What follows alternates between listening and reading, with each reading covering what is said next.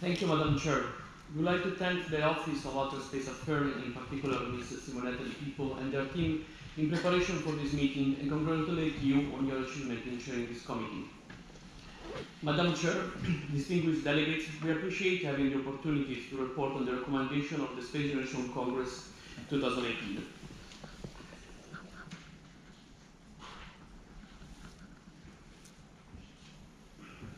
You have all already heard about SGC in general by my colleague Mr. Fons, and thus I'll skip this initial slide. The 17th edition of the Space Generation Congress was held in Bremen, Germany, in conjunction with the International Astronautical Congress. It saw the participation of 150 delegates coming from 45 countries. An impressive number of 78 scholarships and awards was achieved. More than 50% of our delegates were able to attend SGC financially supported, either directly by SGC or by our sponsor and supporter. The delegates were divided in 7 working groups, and in the next slide I will present you the recommendation provided after 3 days of intense work at SGC.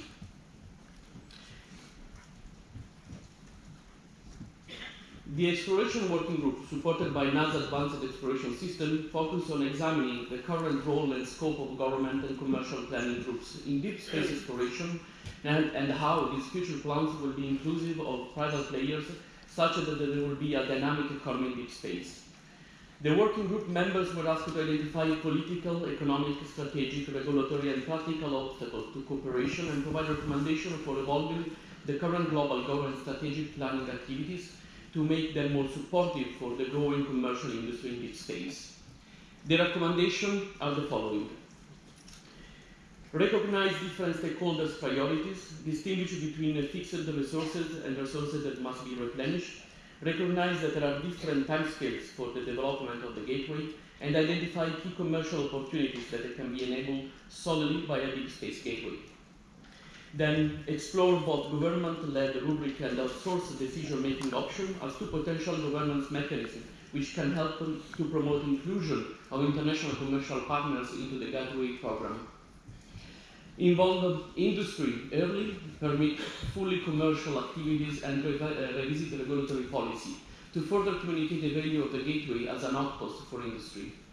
And finally, improve efficiency of existing cooperation methods, refocus international development funds, prioritize new entrants such as non-space faring and developing nations, and form an international strategic committee. The Space Commercialization Working Group, supported by DLR, looked into 3 key focus aspects: advertisement in space, collaboration between private industries and public agencies, and collaboration between space and non-space sector. With these key aspects, the group was able to raise some benefit for startup companies, commercializing the unique advantage that space gives to us and that Earth cannot offer entirely in the best form.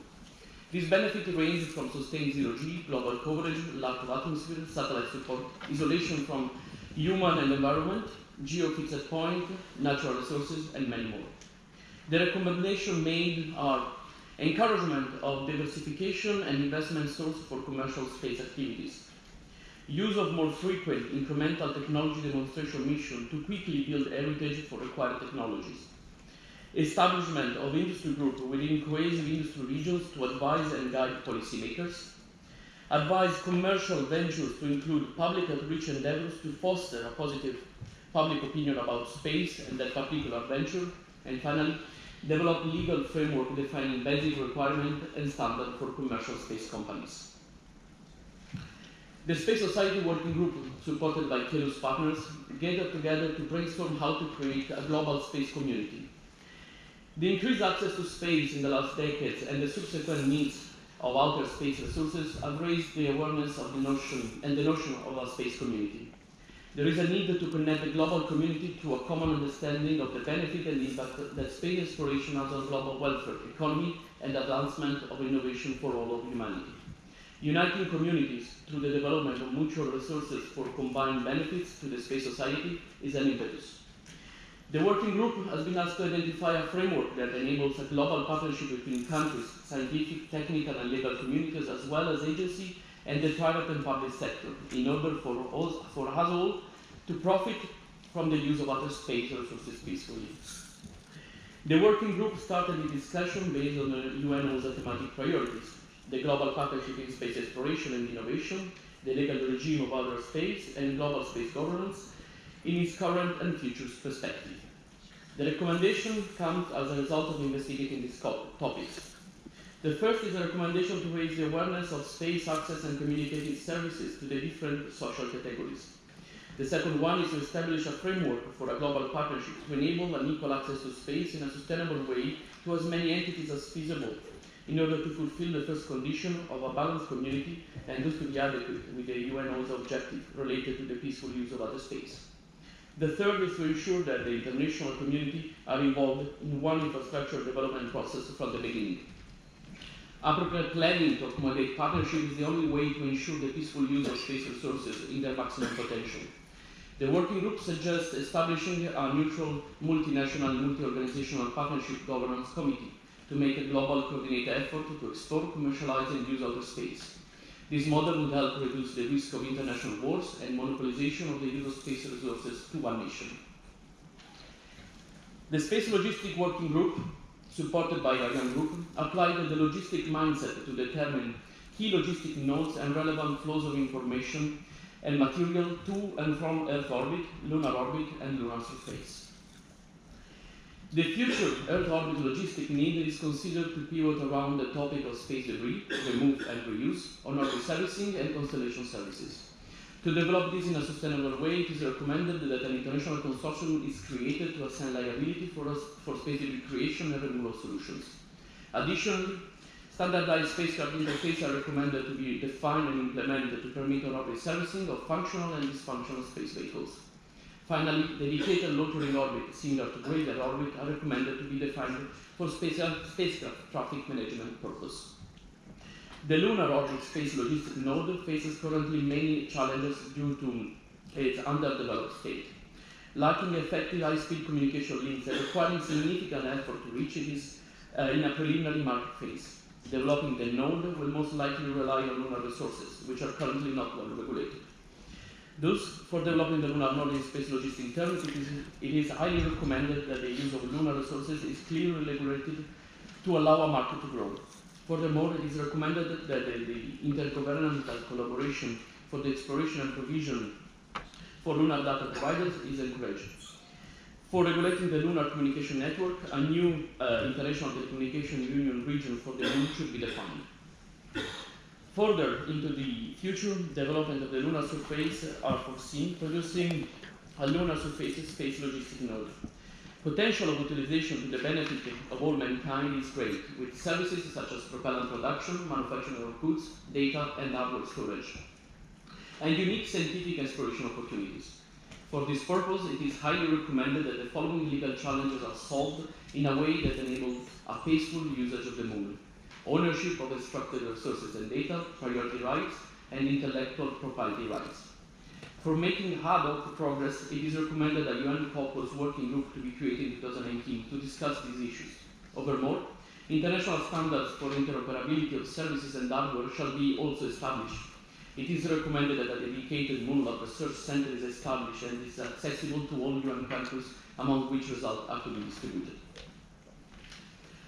The working group on space safety and security, supported by the European Space Agency, discussed two aspects: safety and security in space and safety and security from space. The group was asked to focus on 5 questions to reflect on the nature of space safety and security, considering the priorities of government, industry, and space agency. Further questions that were discussed were on the topic of lessons that could be drawn from past and current initiatives and what the position of the stakeholders should be. From the discussion, problems came to light, such as treaties that are not binding and lack of unified cooperation in the domain. 3 strategies were recommended by the working group, namely, the countries should have a national regulatory authority that is able to comprehensively consult with stakeholders relevant to each country's interests. All countries should evaluate a comprehensive framework for a space traffic management system and assess how their individual capacity can contribute to it. Safety and security needs need to be clearly defined at the international level. And the third, all countries should be provided with domestic encouragement for space traffic management through incentives, including but not limited to sharing data, tools, and best practice. reduced registration fee, preferential access to launch schedules, research, development, engineering and business development support from the national agencies. The Space Policy Working Group, supported by the Secure World Foundation, explored how space application and technologies can be used to address some of the challenges faced in achieving the Sustainable Development Goals. Space-based assets and technologies are intrinsic to delivering a better quality of life on Earth and honoring the United Nations 2030 agenda. The sophisticated web of space capabilities also offer collaborative opportunities with multiple stakeholders to enhance and advance the 2030 agenda. The mapping of space-based capabilities to the SDGs was explored to illustrate tangible effect and exploiting space-based endeavors to pursue the agenda. The recommendations to address this challenge are as follows. In order to nurture the geospatial market, the contribution of space-based assets towards addressing the SDGs were analyzed via a humanitarian crisis case study. Options to improve the visibility of such contribution, those to support the pursuit of SDGs, and those to gather public recognition of the associated benefit are offered by the following recommendation. Found SDG Focus Innovation Challenge. Integrate SDGs priorities during the conception of new and emerging space companies. Implement SDG compliance certification across the space sector. Opportunities for improving the effectiveness of humanitarian decision-making and the extension of space-based efforts to involve many stakeholders are explored by the following recommendation. Establish opportunities such as workshops to facilitate collaboration between emerging space actors and mitigate the risk associated with working towards addressing the SDGs in their own communities. Implement capacity building efforts via the exchange of resources between institutions and the facilitation of financial incentives such as grant scholarship to strengthen and sustain the local workforce. Focus on working towards the 2030 agenda. Establish representation from emerging space actors at the UN to contribute towards decision-making efforts, and present emerging space actors with UN-prepared guidelines to ensure the lawful and acceptance avenues are followed with pursuing the 2030 agenda. In order to address the diminished awareness of existing geospatial data, ease of access to this data, and the inability to measure its reliability and data duplication, the following recommendations are provided. Establish a UN design organization to manage an international geospatial data directory, a resource that publishes the listing associated with all the available geospatial data and renders services such as categorical data presentation, connection of data provider users, data translation based on user needs, and the exploitation of artificial intelligence to offer recommendation and identify data duplication. Balancing national security concerns with data transparency are addressed by the following recommendation. Establish avenues for the AGDD to offer restricted data access option to users, and establish SGC facilitated workshop focused on the topic of balancing national security concern and space data sharing effort. Finally, the Spatial Track Working Group discussed the symptoms, root and solution to the space divide within and between large geographical regions. The space divide is defined as a gap between nations mastering space capabilities and the non-experienced and non-spacefaring nation. Similar to the digital divide, which is the difference in opportunities between those who have access to information and communication technologies, such as the internet, and those who do not, the gap between nations mastering space capability and those who do not is growing, creating a space divide which threatens the growth and increase the inequalities in the industry, involving both developing countries and spacefaring nations and developing cross-sectoral activities is essential to closing the space divide and advancing the space industry. Specific recommendations were provided to SGC itself so that the organization can bolster its role in bridging the space divide. These recommendations to SGC can be grouped under two main ideas. First, nearly all the activities at SGC are tools to bridge the space divide, including regional and international events, project groups, and scholarship. SGC shall continue these activities and shall involve as many regions and countries as possible while doing so. Second, several actions could be taken by SGC to increase its impact in bridging the space divide. A worldwide communication platform such as SLAC would allow a broader network and sharing of information among SGC members. Project group discussing how to bridge the space divide will be highly beneficial and has been already formally proposed to SGC. The project group would facilitate frequent working groups on this topic at the SGC regional event. Finally, connecting as much as possible with local actors in regions where SGC is not yet well established would maximize its impact in each region. Distinguished delegates, more details of the outcome and discussion of the SGC and the different space generation workshop will be published in the SGC 2018 Executive Summary and Annual Report. I thank this committee for their kind attention. Thank you, Madam Chair.